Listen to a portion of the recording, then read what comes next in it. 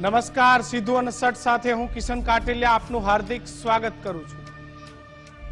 આવ ભાઈ હરખા આપણે બે હરખા, આ કહેવત આજે માટે ગુજરાત પોલીસ માટે કેવી પડે છે, કારણ કે પોલીસ એ જ ચોર હોય તો, પોલીસ જ ચીટિંગના ધંધા કરતી હોય તો પછી બીજા પાસે શું અપેક્ષા રાખવી, બીજાને શું કહેવા જવું। હપ્તા લે ત્યાં સુધી તો બરોબર હતું કે ભાઈ પોલીસ વાળા હપ્તા લે છે, ક્યાંય ખોટું કામ થતું હોય, 2 નંબરની પ્રવૃત્તિ થતી હોય તો પોલીસે હપ્તા લે, આજ દિન સુધી આપણે સાંભળ્યું હતું। પરંતુ હવે પોલીસ એ ચોરના કામ કરવા માંડી છે, ચીટરોના કામ એ પોલીસ કરવા માંડી છે। આ વાત તમને ગળે ઉતરે ખરી? નવી નવી સ્કીમો હેઠળ પોલીસ જ એ પ્રકારના કામ કરે કે બીજા પાસેથી પૈસા કેવી રીતે પડાવવા। આ વાત તમને ખરેખર ગળે ઉતરે ખરી કે પોલીસ આ પ્રકારના કામ કરતી હોય? એવું તમને માનવામાં આવે ખરું, પરંતુ હકીકત છે સાહેબ। જે ખાખી પર આપણે ભરોસો મૂકીએ છીએ એ ખાખી વર્દી ધારકો જ લોકોને બ્લેકમેલ કરે, લોકોનું ચીટિંગ કરે, લોકો પાસેથી તોડ કરે। એકદમ સામાન્ય માણસ હોય એની ભૂલ શું? એ પૈસા કમાય છે એની ભૂલ? કોઈ પણ વ્યક્તિએ ધંધો કરીને પૈસા કમાતો હોય તો એમાંથી પોલીસે કમાવાય એ પોલીસને જરૂરી છે? અમુક ગુજરાતના પોલીસ વાળા, હું તમને કહું, setting.com વાળા પોલીસ સાહેબ, અમુક પીઆઈ એટલી જાડી ચામડીના થઈ ગયા છે ને ગુજરાતની અંદર, આમના એટલા જબરજસ્ત સેટિંગ છે કે આમને અમદાવાદથી સસ્પેન્ડ કરો તો જુનાગઢ સારી પોઝિશન લઈ લે, જુનાગઢથી સસ્પેન્ડ કરો તો વડોદરા સારી પોઝિશન લઈ લે, 2-4 મહિના એમને ક્યાંક સાઇડ પોસ્ટિંગ મળે ને ફરી ક્રીમ પોસ્ટિંગ। અલા ભાઈ, શું માંડ્યું છે આ બધું? પોલીસ વાળા પ્યોર ચીટિંગ નો ધંધો કરે, પ્યોર ચીટિંગ કરવાના ધંધા એ પોલીસ વાળા। ઝાડે પોલીસ જ બિછાવે, કે ઝાડની અંદર જેવા લોકો આવે એટલે પોલીસ જ એમને કંઈક લાવો તમને બચાવી લઈએ, અને જેવા બચાવવા જાય પોલીસ કે ભાઈ બચવું હોય તો રૂપિયા દેવા પડે। આજે એક મને જોક્સ યાદ આવે છે, જોક્સ પણ હું તમને કહીશ, પરંતુ આ સિસ્ટમ કઈ એમ કે પોલીસ જ તમને કે ભાઈ આ તારા કારનામા છે, આ તારો ચિઠ્ઠો છે, આમ કરી અને કરોડો રૂપિયાનું કૌભાંડ એ ગુજરાતમાં થઈ રહ્યું છે। સાહેબ, કોની પાસે આશા અપેક્ષા? સીધું અને સટ પ્રસ્તુત છે, પોલીસ જ ચીટિંગની મુખ્ય ભૂમિકા।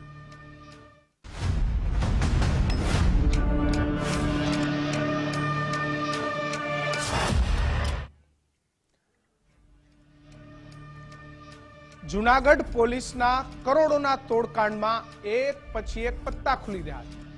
ગુજરાત પોલીસ બેડાને હચમચાવતા તોડકાંડમાં અનેક સવાલો પણ ઉભા થઈ રહ્યા છે કે કરોડો રૂપિયાના તોડકાંડમાં 2 પીઆઈ અને 1 એએસઆઈ સામે ફરિયાદ કરવામાં આવી છે। 2 એકાઉન્ટ ખોટી રીતે ફ્રીઝ કરી અને બાદમાં કરોડો રૂપિયાનો તોડ આ દ્રશ્યોમાં દેખાતા 2 મહાનુભાવ પીઆઈએ કર્યો છે। કુલ 335 બેંક એકાઉન્ટ ફ્રીઝ કરાયાનો એફઆઈઆરમાં ઉલ્લેખ છે। દરેકમાં લાખોનો તોડ કર્યો છે। કુલ તોડબાજી એ અબજો રૂપિયાની હોવાની આશંકા છે। તપાસ થાય તો તોડનો આંકડો એ કરોડો રૂપિયા સુધી પહોંચી શકે। જુનાગઢ સાયબર સેલના પીઆઈ એમ ગોહિલે આરોપી છે અને છેક કેરળના વ્યક્તિને જુનાગઢના માણાવદરમાં બોલાવીને આખો ખેલ ખેલ્યો। બેંક એકાઉન્ટની અંદર થયેલા ટ્રાન્ઝેક્શનનો હવાલો આપી અને રૂપિયા પડાવ્યા। એન્ફોર્સમેન્ટ ડિરેક્ટરના નામે ધમકી આપી દબાણ કરી અને રૂપિયા પડાવવાનો આરોપ છે। જુનાગઢના માણાવદરના સીપીઆઈ અને વિવાદાસ્પદ તોડબાજ તરલ ભટ્ટ એ આરોપી છે। જુનાગઢ સાયબર સેલના એએસઆઈ દીપક જાની પણ આરોપી છે। ભ્રષ્ટાચારને અટકાવવાના અધિનિયમની કલમ હેઠળ ફરિયાદ નોંધવામાં આવી છે। પોલીસ તપાસનો ખેલ ન ખેલાય એટલા માટે તાત્કાલિક તપાસે એટીએસને સોંપી દેવામાં આવી છે। જુનાગઢ રેન્જ ડીઆઈજીએ પોરબંદર ડીવાયએસપીના સમગ્ર મુદ્દે તપાસ સોંપી હતી અને રાજ્ય પોલીસ વડાએ તપાસ આંચકી અને એટીએસને સોંપી દીધી છે।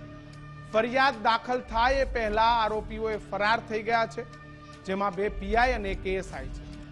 માધવપુરા સટ્ટા કાંડની અંદર પીઆઈ તરલ ભટ્ટ એની બદલી થઈ હતી। બદલી થયા બાદ તેઓને જુનાગઢ મૂકવામાં આવ્યા, પરંતુ હોશિયાર અને પૈસાના પાવર સાથે સેટિંગો માટે જાણીતા તરલ ભટ્ટ એ કરોડો રૂપિયા અમદાવાદમાં પણ કમાઈને ગયા છે અને એ પૈસા કમાયા બાદ જૂનાગઢમાં પણ તેઓને સીપીઆઈ ઓફિસર બનાવવામાં આવ્યા. આ જ મુદ્દે જૂનાગઢના રેન્જ આઈજી દ્વારા પત્રકાર પરિષદ યોજવામાં આવી હતી. જૂનાગઢ રેન્જ આઈજીએ શું માહિતી આપી એ પણ આપણે સાંભળી લઈએ. આપ જેમ જાણો છો એમ 335 કરતા વધારે ખાતાઓ ફ્રીઝ કરવામાં કોઈ પણ ખાતાની ડિટેલ જે છે એ પર્સનલ ડિટેલ છે, એ વ્યક્તિગત ડિટેલ છે, એ કઈ માર્કેટમાં મળતી નથી. એટલે આ જે ખાતાઓની ડિટેલ જેમણે પણ આ આરોપીઓને આપેલી છે એ કોઈ મોટો ગુનો કરીને આ એકાઉન્ટની ડિટેલો મેળવે એવી પૂરી શક્યતા છે. આમાં હેકિંગની પણ શક્યતા રહેલી છે.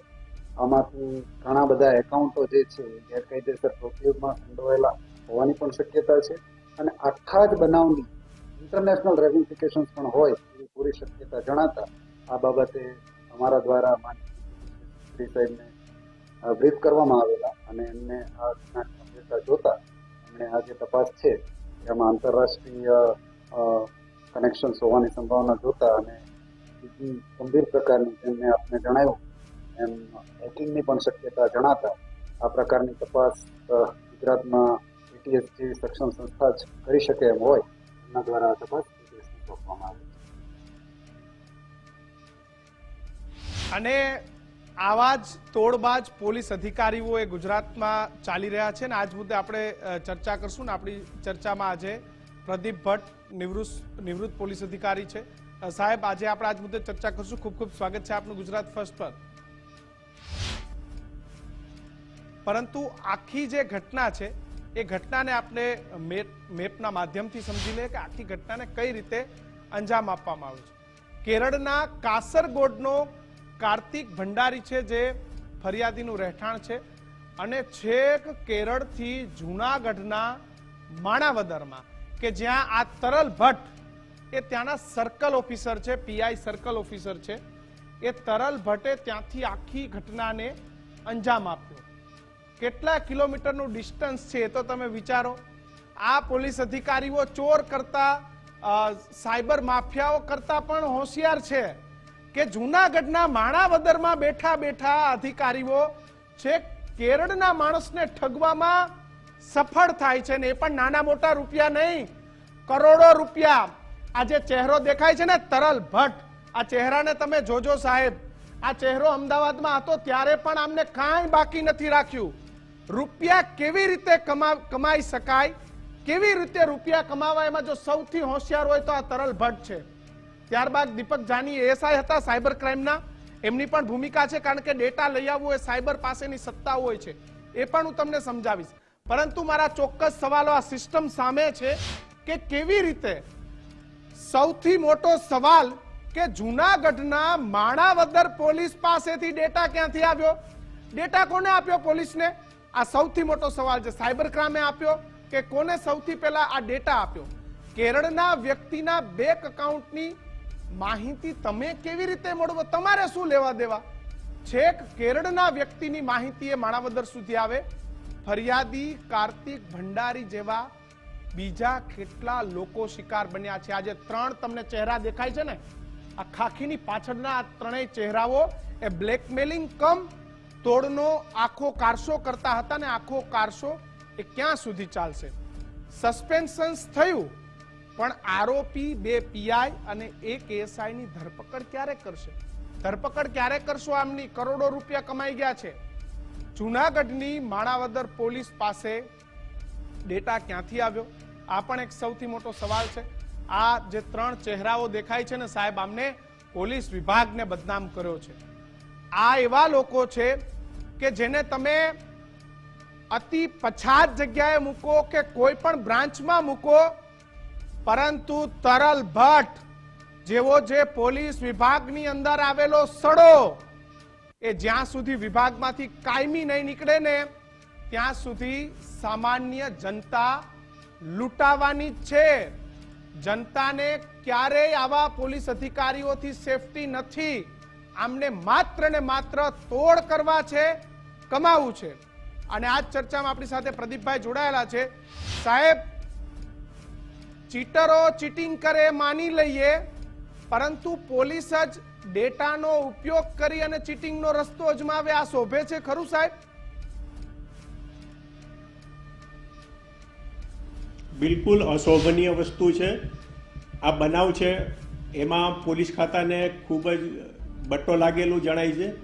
આ જાતના અધિકારીઓ છે એ માત્ર વ્યક્તિગત આ જાતનું ગેરકાયદેસર કૃત્ય કરે છે અને સમગ્ર પોલીસ આ જાતનો બેડો છે, પોલીસ ડિપાર્ટમેન્ટ, એને આજના બદનામીનો ભોગ બનવું પડે છે. અને આ અપ્રમાણિક અધિકારીની વાત આપણે કરીએ છીએ, પણ સાથે સાથે પોલીસની પ્રમાણિકતાની વાત પણ આ તકે ન ચૂકાય કે આખો જે બી સ્કેન્ડલ છે એને ઉકેલનાર પણ પોલીસ જ છે. પોલીસના અધિકારીઓએ આમાં ખૂબ ઝીણવટપૂર્વક તપાસ કરી છે અને જે બી અધિકારી છે, ખાસ કરીને તો એસઓજી કહેવાય કે જે વસ્તુ જે બી ડિસ્ટ્રિક્ટ પોલીસ છે એને નંબર 1 પોસ્ટ કહેવાય છે, તો એવા અધિકારીને પણ બાકાત નથી રાખેલા. આજે હું અને તમે સુરક્ષિત છીએ ને તો એ ગુજરાત પોલીસના કારણે જ છે. એ વાતને હું બિલકુલ આવકારું છું, મારા માથે મૂકું છું ગુજરાત પોલીસને. પણ આ તરલ ભટ્ટ જેવા લોકો સાહેબ, આમને તમે ગમે ત્યાં મૂકો, આમને તમે ગોધરા મૂકો, કચ્છ મૂકો, જ્યાં સુધી ડિપાર્ટમેન્ટમાં આવા સડા છે ને સાહેબ, આ લોકો ગમે ત્યાંથી. અને બીજું સાહેબ કે ડેટા ક્યાંથી મેળવી લે આ લોકો? કોઈ સંજોગોમાં આવા અધિકારીને ડિપાર્ટમેન્ટમાં ચલાવી ન લેવાય. અને એના કારણે જ આજે વસ્તુ તાત્કાલિક અસરથી આ લોકોને સસ્પેન્ડ પણ કરવામાં આવેલા છે અને સાથે સાથે ગુનો પણ દાખલ કરવામાં આવેલો છે. એમાં જરાય કચાશ રાખવામાં આવેલ નથી. હવે વાત રહી ડેટાની, તો જ્યારે પણ આ ડેટા જે છે એ સાયબર સેલ છે, આજે વસ્તુ છે કે એસઓજીને અમુક સત્તાઓ આપેલી હોય છે કે જેમાં કોઈના કોલ રેકોર્ડિંગ છે, કોઈની પર્સનલ ઓનલાઈન, એ બધી મેળવવાની હાજતના એ લોકોને અમુક સત્તાઓ આપેલી છે. એ પણ ઘણા આવા નાના કર્મચારીઓ છે. હમણાં જ આપણે જોયું હતું કે સ્ટેટ મોનિટર સેલમાં એક નાના કર્મચારી હતા, એની કેટલી ગંભીર બેદરકારી હતી ને કેવી ગંભીર મિલીભગત હતી, જેના કારણે આખા સ્ટેટનો આ જાતના અધિકારીઓની જે મુવમેન્ટ છે એ પાસ કરી દેતા. તો આવા જે બી સાયબર સેલના જે બી ઓપરેટિંગનું કામ કરે છે, જે બી ડેટાનું, એની ઉપર ખાસ આ જાતના વિજિલન્સ રાખવાની જરૂર છે અને એવા અધિકારીઓ ઉપર રોક રાખવાની જરૂર છે. અને એવા કામ કરે છે કર્મચારીના ઉપર નહીં દોડતા અધિકારીએ જાતે એનું આ જાતના સર્વેલન્સ કરવું જોઈએ. ભટ્ટ સાહેબ, સુપ્રિન્ટેન્ડન્ટ ઓફ પોલીસ પાસે જાય છે, એમની પાસે પણ આમની વાત ના સંભળાય છે, રેન્જ આઈજી સુધી જવું પડે છે ફરિયાદીને, અને ત્યારે તપાસના આદેશ આપવામાં આવે છે. પોલીસ વડા પણ શું કરતા હોય છે જ્યારે આ પીઆઈ કક્ષાના અધિકારીઓ આ પ્રકારની લૂંટ ચલાવતા હોય છે? એસપીની પણ જવાબદારી બને છે કે પ્રોપર ધ્યાન આપે તેમના દરેક પીઆઈ પર, દરેક સર્કલ ઓફિસર પર કે શું કામગીરી કરે છે.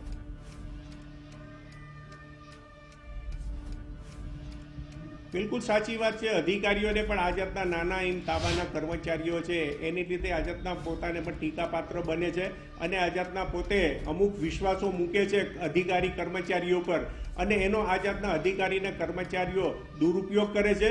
અને કારણ કે વિશ્વાસઘાતી જે અધિકારીઓ છે અને અપ્રમાણિક અધિકારીઓ છે, એનાથી આ જાતના સમગ્ર જે બી અધિકારી છે એ લોકોએ ચેતા રહેવું જોઈએ. અને આ લોકો તાબાના કર્મચારીઓ પણ ઘણીવાર નાના કર્મચારીઓ પર ડિપેન્ડન્ટ થતા હોય છે. એ ઘણીવાર કામગીરીના જાણકાર નથી હોતા, અથવા ઘણીવાર શું કામગીરી થાય છે એનું પોતે સુપરવિઝન નથી કરી શકતા. પરિણામે આ જાતના મોટા પાયે આ જાતના ફ્રોડ થાય છે અને જ્યારે પ્રકરણો ઊભું થાય છે ત્યારે આ જાતના આપણને આખી વસ્તુ જે છે એ પ્રકાશમાં આવે છે. એટલે હું 100% માનું છું કે પોલીસ અધિકારીઓ, જે ઉચ્ચ અધિકારીઓ છે, એમને પણ તાબાના જે બી ખાસ કરીને સાયબર સેલ અને મોનિટરિંગ જે બી થાય છે ઇન્ટરનેટનું, સાયબર સેલનું, વેબસાઇટોનું, એની ઉપર ખાસ તકેદારી રાખવી જોઈએ અને એનો દુરુપયોગ કરીને કોઈ પૈસા બનાવવાની કે આ જાતના મુરાદ બર ન કરે અને કોઈને પણ બ્લેકમેલિંગનો ભોગ ન બનવું પડે આમ આદમીને, એની ઉપર ખાસ ધ્યાન રાખવાની ખાસ જરૂર છે. સાહેબ, મેં એક વસ્તુ ઘણી વખત જોઈ છે કે તપાસના નામે કોઈ નંબરનું ડમ્પ લેવાનો હોય, કોઈ નંબરના સીડીઆર કઢાવવાના હોય, કોઈ બેંક એકાઉન્ટની વિગત મેળવવાની હોય, તો જ્યારે એસપી પાસે આની સાઇન કરાવવા જતા હોય છે કે સાહેબ આ તપાસમાં આટલા લોકોના નંબરની જરૂર છે, આમના સીડીઆરની જરૂર છે, આટલા લોકોના બેંક એકાઉન્ટની જરૂર છે, અને જ્યારે જરૂર 2 કે 3 નંબરની હોય ત્યારે બાકી પીએસઆઈ, પીઆઈ કે કોન્સ્ટેબલ, હેડ કોન્સ્ટેબલ, જે કોઈ આઈઓ હોય, હેડ કોન્સ્ટેબલથી ઉપરનો વ્યક્તિ, એ ત્યારે પોતાના સ્વાર્થના પણ 5 નંબર નાખી દેતો હોય છે. આ પણ એક ગોરખ ધંધો ચાલે છે. બાકીના જેમને કંઈ લેવા દેવા નથી એવા 5 લોકોના સીડીઆર પણ કાઢી લેવામાં આવે છે. એટલે ત્યાં પણ લોકોની જે પ્રાઇવસી છે એના પર સવાલ ઊભો થાય છે. બેંક એકાઉન્ટની તો એસપી કક્ષાના અધિકારીએ જાગવાની જરૂર છે. ખાલી સિગ્નેચર ન કરી દે, બાકી આ તરલ ભટ્ટ જેવા અધિકારીઓએ જરૂરી એક અને બાકીના બિનજરૂરી નંબર અને બેંક એકાઉન્ટો પર સાઇન કરાવીને સાહેબ આ પ્રકારનો ધંધો કરે છે.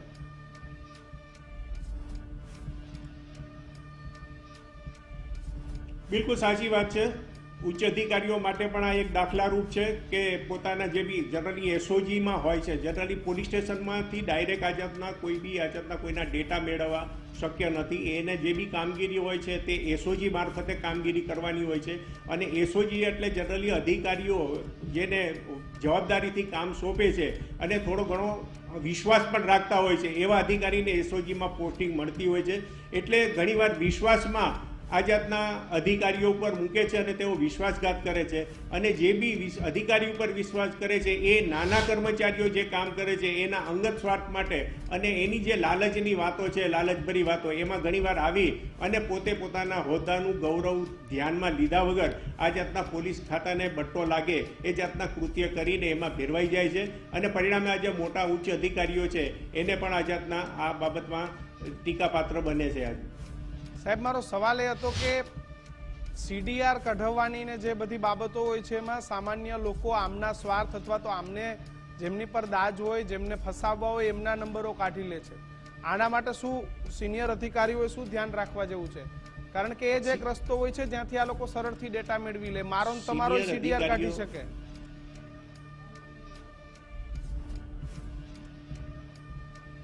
બિલકુલ સાચી વાત છે. જનરલી એસઓજીના કે જે અધિકારીઓ હોય છે એ પોતે આ જાતના તૈયાર કરી જે બી ડેટા મેળવવાના એના નંબરો લખતા હોય છે. ઘણીવાર નાના કર્મચારીને લાગતા વળગતા કે ઇન્ટરેસ્ટવાળા નંબર પણ મૂકી દેતા હોય છે. પરંતુ આ હવે આ જે બી ડેટાને જે બી કોલ રેકોર્ડિંગ કે કોલ આ જાતના એના ડેટા લેવાના હોય ત્યારે હું માનું છું કે એક બીજી વ્યવસ્થા પણ કરવી જોઈએ કે જે જવાબદાર ડીવાયએસપી HQ પણ હોય છે તો એમની બી આ જાતના વચ્ચે એમની જે બી હોય એમની પાસે વેરિફિકેશન કરાવી અને પછી જ આ જાતની મંજૂરીઓ આપવાની થતી હોય છે. અને ઘણીવાર ડીવાયએસપી HQ પણ આ જાતના મંજૂરીઓ માટે બારોબાર એસપી સાહેબની ગેરહાજરી હોય કે નથી હોતી ત્યારે જનરલી ચાર્જમાં હોય એવા અધિકારીઓ પણ આ જાતની ઘણીવાર આ જાતના મંજૂરીઓ માટેની સાઇન કરતા હોય છે. તો હવે જે બી આ જાતના કોલ ડિટેલ ને સાયબર સેલને લગતી જે બી મેટરો છે એનું પૂરેપૂરી ચકાસણી કરી અને સારી રીતે આ જાતના કોઈ દુરુપયોગ ન થાય આ જાતની સિસ્ટમનો એ માટે તકેદારી રાખી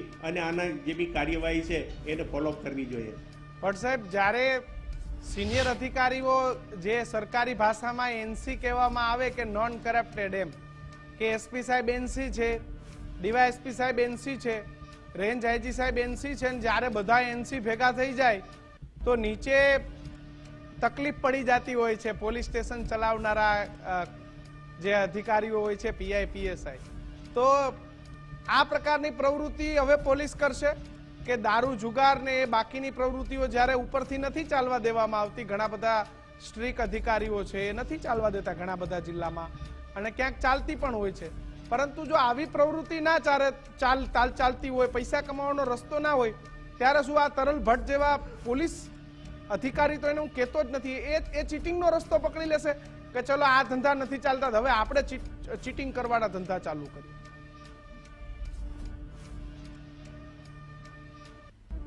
આ ડિપાર્ટમેન્ટ અંદર આ જાતના અધિકારીઓ છે બી ખરા અને એ પકડાઈ બી જાય છે. અને પકડાઈ ગયા પછી એના પરિવારની અને શું હાલત થાય એ પણ અમે જોયેલી છે.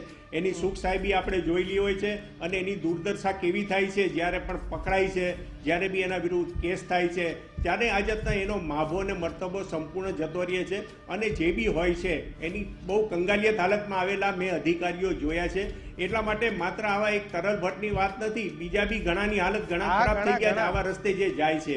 માત્ર આજે દરેક કર્મચારી અધિકારીએ સજાગ થવાની, ઘણા અધિકારી કર્મચારીઓ આ જાતના સચેત થવાની જરૂર છે કે ભાઈ આ જાતના જે બી હોય એને ઉચ્ચ અધિકારીઓ છે એને પણ ગોતી નાખવા જોઈએ. અને કોઈ બી સંજોગોમાં એક્ઝિક્યુટિવ પોસ્ટ ઉપર તો આ જાતના અધિકારીઓને મૂકવા ન જોઈએ. એ ખાસ નોંધ લેજે. ઘણી નોન એક્ઝિક્યુટિવ પોસ્ટ છે કે જ્યાં આ જાતના નાણાકીય કે કોઈ આમ લોકોના કામ કે એની જાતના જવાબદારીવાળા કામ સોંપવામાં નથી આવતા, તો એને સાઇડ પોસ્ટિંગ આવા અધિકારીઓને આપવા જોઈએ. પણ એના માટે એનો મતલબ એ નથી કે દરેક કર્મચારી અને અધિકારી એવા છે. ઘણી સારા કર્મચારીઓ છે, ફરજ નિષ્ઠાથી કામ કરે છે, પરંતુ ઘણીવાર આ જાતના બનાવો બને છે અને જ્યારે પોલીસ એને ગોતી નાખે છે ત્યારે આ જાતના એના વિરુદ્ધ કડક કાર્યવાહી હાથ ધરવામાં આવે છે. સાહેબ, આ વહીવટદાર સિસ્ટમ જે આવી છે કે પીઆઈ કચ્છથી પોરબંદર ટ્રાન્સફર થયા હોય, પીઆઈ ન પહોંચ્યા હોય, પહેલા વહીવટદારો પહોંચી જાય, એસપી, રેન્જ આઈજી. સાહેબ, આ પોલીસ વિભાગમાંથી વહીવટદાર સિસ્ટમ ક્યારે ખતમ થશે? આ વહીવટદાર નામની એક અનલીગલ પોસ્ટ ઊભી થઈ ગઈ છે ડિપાર્ટમેન્ટની અંદર, જે કાગળ પર નથી દેખાતી પરંતુ તમામ જગ્યાએ વહીવટદાર તમને જોવા મળે.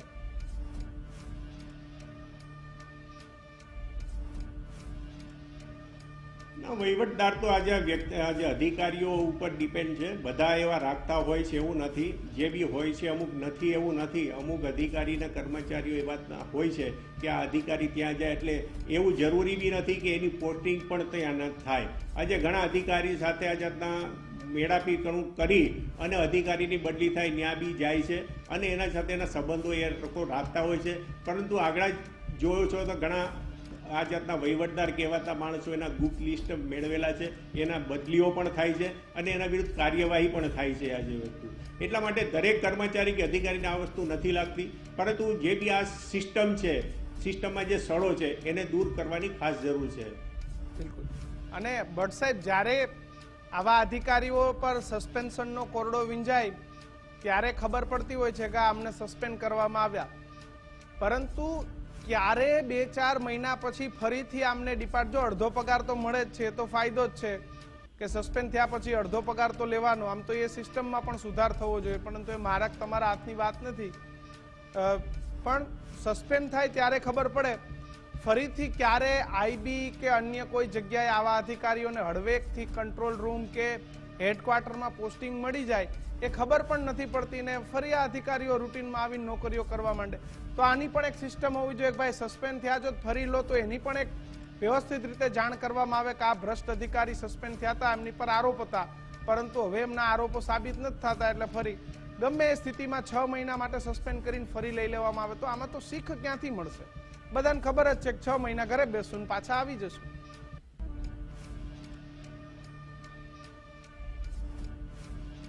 બિલકુલ આ જાતના આ લોકોની ઉપર આ જાતના ડેટા રાખીને એ લોકો ઉપર ધ્યાન રાખવાની ખાસ જરૂર છે કે જે બી કર્મચારી અધિકારીઓ આ જાતના શિસ્ત વિરુદ્ધના કામ કરેલા હોય, પ્રમાણિકતા વિરુદ્ધના કામ કરેલા હોય, એવું આ જાતના બિનસંવેદનશીલ જગ્યાએ એમને ફરજ આપવામાં આવે અને જનરલી જેના વિરુદ્ધ ઇન્ક્વાયરીઓ થાય છે, જે બી આ તપાસ થાય છે એ પણ બહુ ટૂંકા સમયમાં પૂરી કરી અને એને આ જાતના જે બી સજાને લાયક કેસ હોય તો હું માનું છું કે સજાના ફેસલા પણ કડક થવા જોઈએ અને ત્વરિત આ જાતના પગલાં લેવા જોઈએ, જેથી આ જાતના સસ્પેન્શનમાંથી પાછા આવીને પગાર આપવાનો પ્રશ્ન ઉપરથી ન થાય.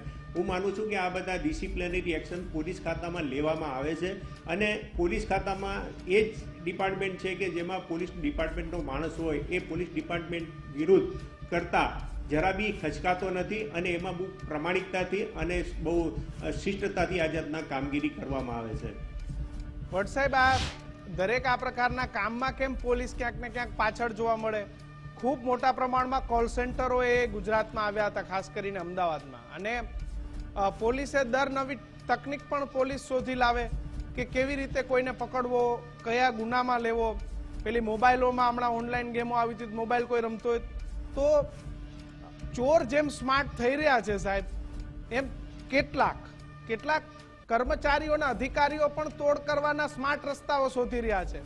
કારણ કે અમુક પ્રકારના કરપ્શન બંધ થઈ ગયા છે તો નવા પ્રકારના કરપ્શન કરવાનું ચાલુ થયું છે અને વિવિધ પ્રકારની પૈસાનો તોડ કરવાની સિસ્ટમે પોલીસ જાતે શોધી રહી છે સાહેબ.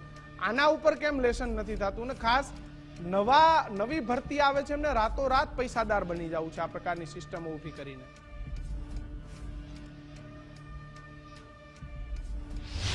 બિલકુલ સાચી વાત છે. આજે હું એમ માનું છું કે જે બી પોલીસને અપગ્રેડ તો થવું જ પડે ટેકનોલોજી સાથે. જે બી નવી સિસ્ટમ આજે ગુનેગારો જેમ અપગ્રેડ થાય છે, નવી ગુના કરવા માટે નવી સિસ્ટમો ગોતતા હોય છે, તો એની સાથે સાથે પોલીસે પણ આ જાતના ગુના શોધવા માટે તો અપગ્રેડ થવું જ પડે છે, ટેકનોલોજી જાણવી પડે છે અને લોકોને ગુના કરવાના પ્રકાર પણ બદલાતા જાય છે. તો આવા સંજોગોમાં પોલીસે અપગ્રેડ થવું જ પડે ગુના શોધવા માટે. પરંતુ એમાં અમુક અધિકારીઓ હોય છે કે ભાઈ જાતના ગુના શોધવાના બહાને અમુક તોડબાજી થતી હોય છે, અપ્રમાણિકતા દાખવતા હોય છે. તો આવા જે બી અપ્રમાણિક દાખવતા અધિકારી કર્મચારીઓ છે એવો અનુસંધાન છેલ્લે તો પકડાઈ જતા હોય છે અને એના વિરુદ્ધ કાર્યવાહી પણ થતી હોય છે. ઠીક છે, આપણે જે બી સાંભળીએ છીએ એ કેસો જોઈએ છે લાંચ રૂશ્વતના કે આ જાતના ગેરરીતિના, એ બધા પોલીસે ઉજાગર કરેલા છે. એટલા માટે સમગ્ર પોલીસને હું જરાય દોષ નહીં દઉં, પણ ટેકનોલોજી જાણવી જરૂરી છે. પરંતુ એમાં અમુક જે આવે છે એ એનો દુરુપયોગ કરે છે. બીજી વાત રહી પોલીસની આ જે વસ્તુ, પણ હું માનું છું કે પોલીસ જે બી છે એ ક્વોન્ટિટી જેટલી વધશે એનાથી તમે કાયદો અને વ્યવસ્થા સારું જાળવું એવું નથી. નીતિમત્તાવાળા કર્મચારી અધિકારીઓ આવે છે અને પોલીસની જે ભરતી છે એ નિયમિત ધોરણે થાય અને વધારે એક સાથે નહીં લેતા, જેથી જેમ તમે ક્વોન્ટિટી વધારો એમ ક્વોલિટી ડાઉન થતી જાય. એટલા માટે તમે એક વર્ષે ને બદલે 3 મહિને 4 મહિને ભરતી રાખો, વારંવાર આમની મિલકતોની 3 મહિને 4 મહિને ભરતી કરતા રહો નિયમિત. મિલકતોની જે તપાસ થવી જોઈએ ને એ નથી થતી. જો તમે પીએસઆઈ ઉપરના અધિકારી છો તો દર 5 વર્ષે કે દર 3 વર્ષે આ પોલીસ વાળાઓના મિલકતની તપાસ થવી જોઈએ. ભાઈ તારું ઘર કેટલા કરોડનું છે, તારી ગાડી કેટલા કરોડની છે, તારા બાળકો કઈ સ્કૂલમાં ભણે છે, એની કેટલી ફી ભરે છે તું, તારા વિદેશ પ્રવાસ કેટલા છે. સાહેબ તમે અમુક જોવ તો ખરા કેટલા વિદેશ પ્રવાસ કરે છે. એટલે આ એક સૌથી મોટી ત્રુટિ છે કે એના પરિવારમાં એનો ભાઈ હવે 10મી ફેલ હોય ને એને કરોડો રૂપિયાનો બિઝનેસ હોય, કારણ કે પોતે પોલીસ અધિકારી હોય એટલે પોતાના નામે કંઈ કરી ના શકાય, એટલે ભાઈના, બેનના કે મામાના નામે કરે. તો આ જો સમયાંતરે તપાસો આવે ને સાહેબ, તો પણ એક સૌથી મોટી બ્રેક આમાં લાગી શકે છે.